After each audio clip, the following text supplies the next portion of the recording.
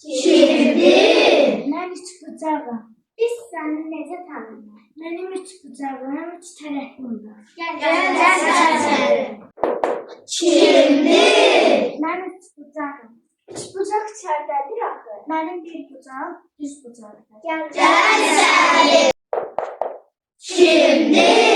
Mən üç bucağım. Üç bucaq içərdədir axı. Mənim iki yanım da bərabərdir. Gel.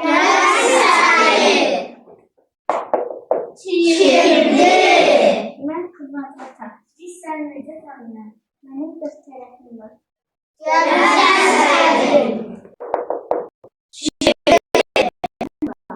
Səni necə tanıyırıq? Mənim bütün tərəflərim bərabərdir. Gel.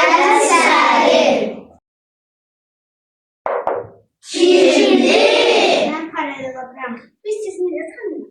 Mənim qarşı tərəflərim paralel. Gel.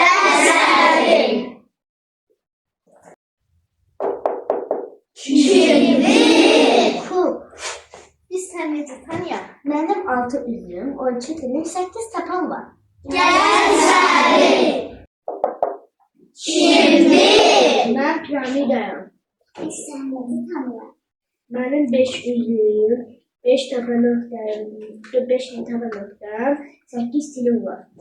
Gel. Şimdi. Mən kuboydum. Biz səni necə tanıyırıq? Mənim 6 üzüm, 8 tapan nöqtəm, 12 dilim var. Gel. Şimdi. Başlayalım. Biz səni necə tanıyırıq? Mənim 2 dairə üzüm var. Gel. Şimdi. Mən komşum. Biz səni necə tanıyırıq? Mənim bir dairə üzüm var, bir tapan nöqtəm var. Gel. Sənin 2 üzüm kvadratdır. Mən kiməm? Sən düz bucaqlarsan. Mən kiməm? Sənin nəfslərin düz bucaqlar. Bəs mən müstəvi figuram yoxsa fəza? Fəza. Kuboid ola bilərmi?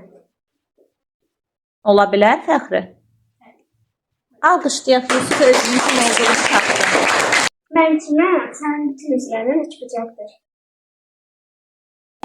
Mənim neçə təpə nöqtəm var? Sənin 4 təpə nöqtəm var. Mən necə figuram? Sən fəza figurusan. Mən üç bucaqlı piramidayam. Bəli, alqışlayaq.